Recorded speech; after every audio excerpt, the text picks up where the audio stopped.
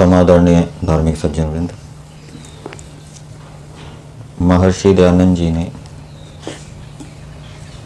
चारों वेदों का भाष्य करने के लिए प्रयास किया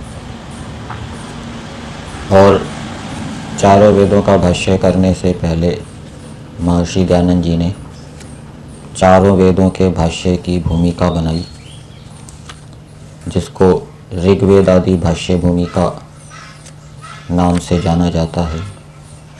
तो ऋग्वेद आदि भाष्य भूमिका, जो कि चारों वेदों के भाष्य की भूमिका के रूप में निर्मित की गई, उसका क्या महत्व है, उसको क्यों पढ़ना चाहिए, तो उसके विषय में हम चर्चा करेंगे।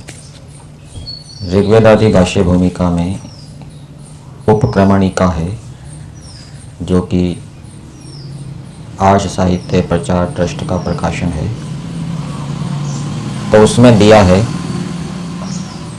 कि ऋग्वेद आदि भाष्य भूमिका वेदार्थ बोध के लिए एक अनुपम ग्रंथ है। वेदों का जो अर्थ, वास्तविक अर्थ है, उसको जानने के लिए ये ऋग्वेद आदि भाष्य भूमिका अनुपम ग्रंथ है, अर्थात जिसकी किसी से उपमा नहीं दी जा सकती। महर्षि ने अपने वेद भाष्य को ठीक ठीक समझने और समझाने के लिए ही इसकी रचना की। वेदार्थ के पाठक, वेद के अर्थों को पढ़ने वाले, मतलब कि जो महर्षि दयानंद जी के वेद भाष्य को पढ़ेंगे, वो इसके बिना महर्षि के वेद भाष्य को समझ नहीं सकते। स्वयं महर्षि भूमिका का प्रयोजन बताते हुए वेद भाष्य के विज्ञापन में लिखते हैं। ये महर्षि दयानंद जी के जो पत्र और विज्ञापन हैं, उसमें से कुछ वचन उद्धृत किए हैं, जो कि महर्षि दयानंद जी के हैं। उसमें लिखा है, जब भूमिका छप के सज्जनों के दृष्टिगोचर होगी, तब वेद शास्त्र का महत्व, जो बड़प्पन तथा सत्यपना भी सब मनुष्यों को यथावत विदित हो जाएगा। तो ऋग्वेद आदि भाष्य भूमिका का क्या महत्व है, इसको पढ़ने से एक तो वेदों का महत्व समझ में आएगा, और वेद सत्य हैं, उसमें कुछ भी असत्य नहीं है, ये भी मनुष्यों को ठीक ठीक पता लगेगा ऋग्वेद आदि भाष्य भूमिका को पढ़ने से।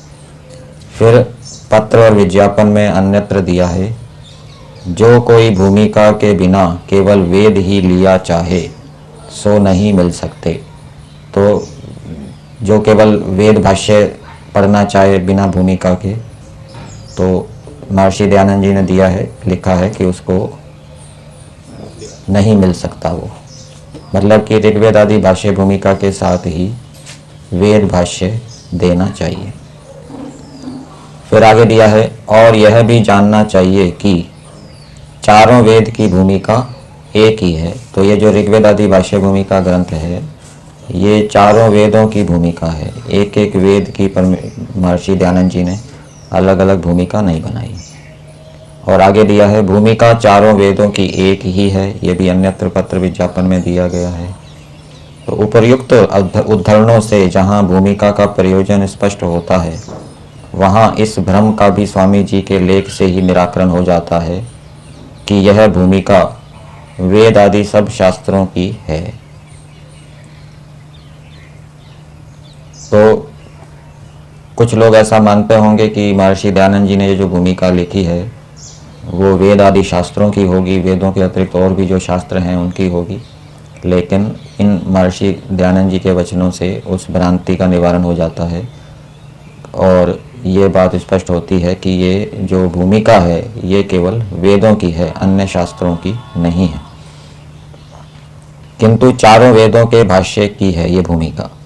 जैसे मकान बनाने से पूर्व नक्शे की आवश्यकता होती है, वैसे ही प्रत्येक वेद भाष्यकार प्रथम वेद भाष्य की भूमिका में अपनी मान्यताओं का स्पष्टीकरण करता है।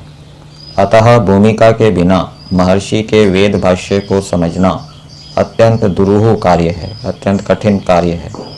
महर्षि ने इसलिए भूमिका के बिना वेद भाष्य देने से मना किया था। और इस ऋग्वेद आदि भाष्य भूमिका के अंत में महर्षि दयानंद जी ने 2 श्लोक दिए हैं। उन श्लोकों में हमें ऋग्वेद आदि भाष्य भूमिका का महत्व विदित होगा। तो उनका अर्थ करते हुए महर्षि दयानंद जी ने लिखा है, यह भूमिका जो वेदों के प्रयोजन अर्थात वेद किस लिए और किसने बनाए हैं, उनमें क्या क्या विषय है इत्यादि बातों की अच्छी प्रकार प्राप्ति कराने वाली है। तो ऋग्वेद आदि भाष्य भूमिका को पढ़ने से ये अच्छी प्रकार से विदित होगा कि ये वेद किस लिए है, किसने बनाए हैं और उसमें कौन कौन से विषय हैं। जैसे कि हमने वेद विषय विचार पढ़ा तो वहाँ पर लिखा था कि वेदों में अवयव रूप तो अनेक विषय हैं, लेकिन मुख्य रूप से 4 विषय बताए थे, विज्ञान, कर्म, उपासना और ज्ञान। फिर आगे दिया है, इसको जो लोग ठीक ठीक परिश्रम से पढ़ें और विचारेंगे उनका व्यवहार और परमार्थ का प्रकाश। तो व्यवहार से संबंधी अनेक बातें जो कि वेदोक्त हैं, धर्म के अनुकूल हैं, उनका प्रकाश होगा और परमार्थ का भी प्रकाश होगा। परमार्थ के विषय में भी अनेक बातों का ज्ञान होगा और अगला जो जन्म है वो कैसे अच्छा हो उससे संबंधी अनेक बातों का भी ज्ञान बोध होगा। संसार में मान्य और कामना सिद्धि अवश्य होगी।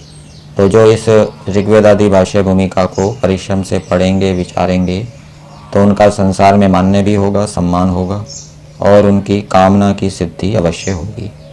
इस प्रकार जो निर्मल विषयों के विधान का कोश अर्थात खजाना, तो ये ऋग्वेद आदि भाष्य भूमिका के बारे में लिखा है कि वो कैसी है। वो निर्मल विषयों के विधान का खजाना है। निर्मल विषय जैसे कि ऋग्वेद आदि भाष्य भूमिका में अनेक विषय लिए गए हैं। उपासना विषय है, पंच महायज्ञ विषय है, वेदोक्त धर्म विषय है, सृष्टि विद्या विषय है, वेदोत्पत्ति विषय है। ये सारे विषय निर्मल है, अर्थात इनको पढ़ने से इनसे संबंधित जो ज्ञान है वो शुद्ध होता है। वो हमारे ज्ञान को निर्मल करने वाले हैं, शुद्ध करने वाले हैं। और इन विषयों में जो बातें बताई गई है, अनुष्ठान बताए गए हैं, उन अनुष्ठानों को करने से भी मनुष्य का आत्मा क्या है, निर्मल है। जैसे पंचमहायज्ञ है, पंचमहायज्ञ का अनुष्ठान करने से आत्मा निर्मल होगा, इसलिए ये निर्मल विषय है। और पंचमहायज्ञों को पढ़ने से, इन यज्ञों के विषय में शुद्ध ज्ञान की प्राप्ति होने से भी ज्ञान निर्मल होगा।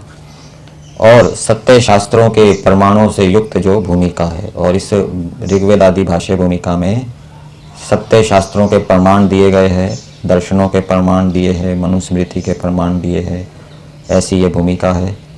इसको मैंने संक्षेप से पूर्ण किया है। फिर आगे महर्षि दयानंद जी लिखते हैं, उत्तम बुद्धि देने वाली परमात्मा की भक्ति में अपनी बुद्धि को दृढ़ करके प्रीति के बढ़ाने वाले मंत्र भाष्य का प्रमाण पूर्वक विस्तार करता हूँ। तो ये परमात्मा के विषय में बताया गया है कि परमात्मा की जो भक्ति है, अर्थात जो परमेश्वर की आज्ञा का पालन करता है, जो कि धर्म रूप है, तो उसका पालन करने से, उसका आचरण करने से मनुष्यों को उत्तम बुद्धि की प्राप्ति होती है। तो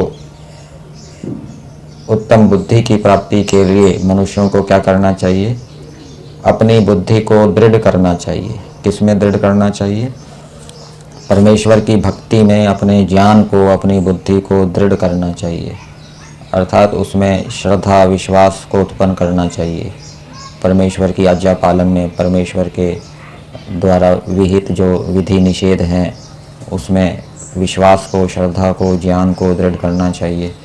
क्योंकि जब उसमें बुद्धि दृढ़ होगी तब व्यक्ति निरंतर धर्म का आचरण करेगा, सत्य का आचरण करेगा, और निरंतर सत्य और धर्म का आचरण करने से मनुष्य की जो बुद्धि है उत्तम होगी, उसको उत्तम बुद्धि की प्राप्ति होगी। और वेद भाष्य कैसा है, उसकी एक विशेषता महर्षि दयानंद जी ने लिखी है कि प्रीति के बढ़ाने वाले मंत्र भाष्य। ये जो वेद भाष्य है, जब ऋग्वेद आदि भाष्य भूमिका को पढ़कर वेद भाष्य पढ़ा जाएगा, वेद भाष्य जब समझ में आएगा तो वो जो वेद भाष्य है वो पढ़ने वाले ये मन में सभी प्राणियों के प्रति प्रीति को बढ़ाएगा। तो ऐसे वेद भाष्य को महर्षि दयानंद जी ने किया और उसको अच्छी प्रकार से समझने के लिए ऋग्वेद आदि भाष्य भूमिका लिखी। तो महर्षि दयानंद जी का तात्पर्य ये है कि मनुष्य इस ऋग्वेद आदि भाष्य भूमिका को परिश्रम से पढ़ें और विचारें और उससे अनेक लाभ प्राप्त होंगे जो कि अभी पहले बताए गए हैं।